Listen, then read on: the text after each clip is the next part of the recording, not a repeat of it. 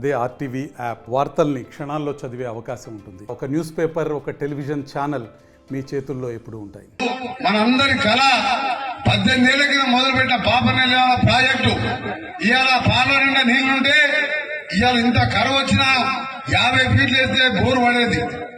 కానీ ఆ దరిద్రుడు కేసీఆర్ వెళ్ళేవారనగానే కోమటిరెడ్డి వెంకరెడ్డి, రాజగోపాల్ రెడ్డి వీళ్ళకి పేరు వస్తుందని చెప్పి 200 కోట్లు ఇస్తే అయిపోయేదాన్ని మూలకు పెట్టిండు.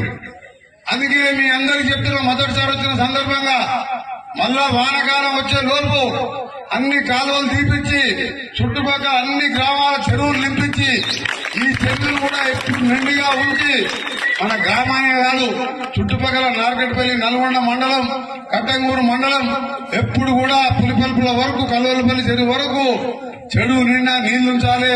అది కూడా సాగర్ నీళ్లుంటాయి.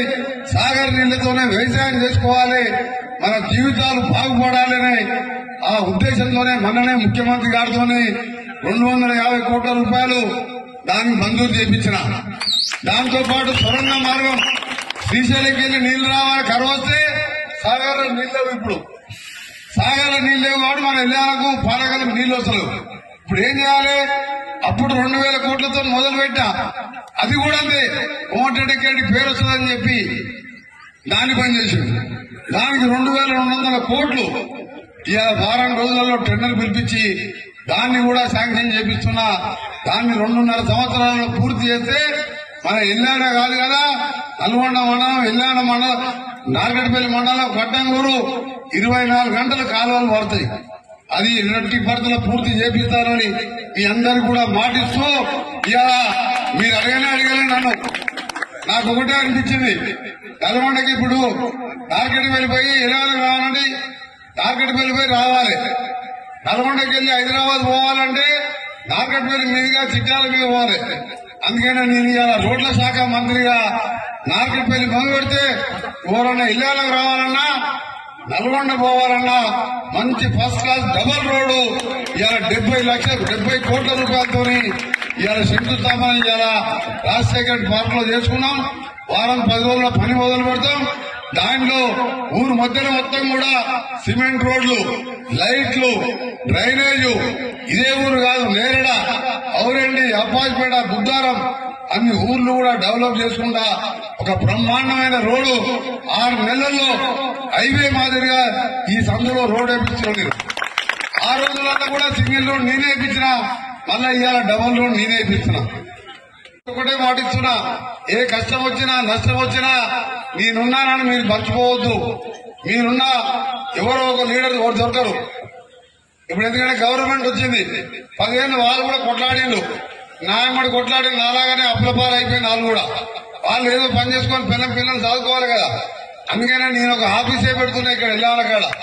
అదేంటంటే మన ఎమ్మెల్యే క్యాంప్ ఆఫీస్ లాగా మన మినిస్టర్ కోమటిరెడ్డి వెంకరెడ్డి ఆఫీసు.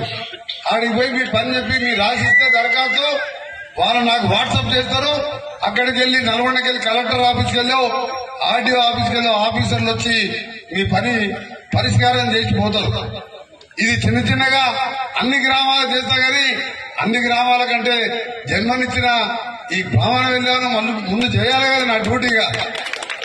దేశానికి రాజైనా ఆ గ్రామానికి అయితే పుట్టే మనమే కదా. అందుకనే మీ అందరికి కూడా చేసుకుంటూ ఈ బ్రాహ్మణ వెళ్ళిన ప్రాజెక్టు పూర్తి చేసుకుంటూ ఒక యువకుడు ఎమ్మెల్యే గారు వీరేశం గారు ఎప్పుడు ఫోన్ చేసినా అందుబాటులో ఉండి మీ ఎమ్మడే వస్తాడు. అంతకుముందు ఎమ్మెల్యే లాగా అంతకుముందు వెంకట ఎమ్మెల్యే ఉండి ఆయన గురించి మర్చిపోయినా మంచిదిగా. ఇక ఆయన సర్పంచ్ వార్డు మెంబర్ అయ్యేలేదు, కేసీఆర్ సర్పంచ్ అయ్యేలేదు. రోజు పేపర్ చూడగానే 4 కేసీఆర్ ఎమ్మెల్యేలు, ఎంపీలు ఓడిపోయి బీజేపీలో పడుతున్నారు, ఓడిపోయి కాంగ్రెస్ లో పడుతున్నారు.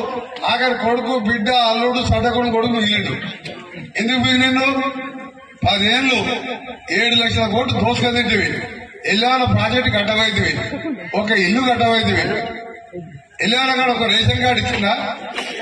ఏ ముఖం పెట్టి ఉంటారా నీ దగ్గర అధికారం ఉందని మన్నదాకా ఉన్నారు. మా నరేంద్ర రెడ్డి సాబ్ బయట కూడా వస్తారు మనం రమ్మంటే కానీ. ఎందుకంటే ఏమైనా ఒక మంచి పని చేయాలి కదా, ఒక మంచి పని కలవాలనే కలవాలి కదా. ఇన్ని వేల మంది 10 ఏళ్ళకి ఎందుకు రాలంటే ఎవరు రానిచ్చింది సార్? అప్పుడు మీ ఎంపీలనే రానియలేదు లోపలికి. ఇలా కాంగ్రెస్ కాబట్టి ఇది ప్రజారాజ్యం, ఇది ప్రజా ప్రభుత్వం, ఇది ఇందిరమ్మ రాజ్యం. అందరూ ఇవాళ నాయకులే. ముఖ్యమంత్రి గారు కూడా మీరు ఎప్పుడు పోయినా కానీ డోర్ తట్టి పెడతాడు. మీరు ఫోన్ చేస్తే మాట్లాడతాడు. మా ఎమ్మెల్యేలు పోయినా అప్పుడు ముఖ్యమంత్రిని కలవాలంటే మనం యజ్ఞం చేస్తే దేవుడైనా కలిసేది తప్ప కేసీఆర్ కలవబోతుంది. ఆయన ఎక్కడ ఉంటుండో ఎవరికి తెలియదు. ఆ కాళేశ్వరం కాంట్రాక్టర్లకు బిడ్డకు కొడుకు ఢిల్లీలో మందు షాపుల వాళ్ళకు తప్ప ఎవరు కలవే కాదు. అందుకనే మీ అందరికి చెప్తున్నా, మంచి రోజులు వచ్చినాయి. మరిన్ని వీడియోస్ కోసం ఛానల్ ని సబ్స్క్రైబ్ చేయండి. లేటెస్ట్ అప్డేట్స్ కోసం వాట్సాప్ ఛానల్ ని ఫాలో చేయండి. అండ్ లింక్ డిస్క్రిప్షన్ లో ఉంది.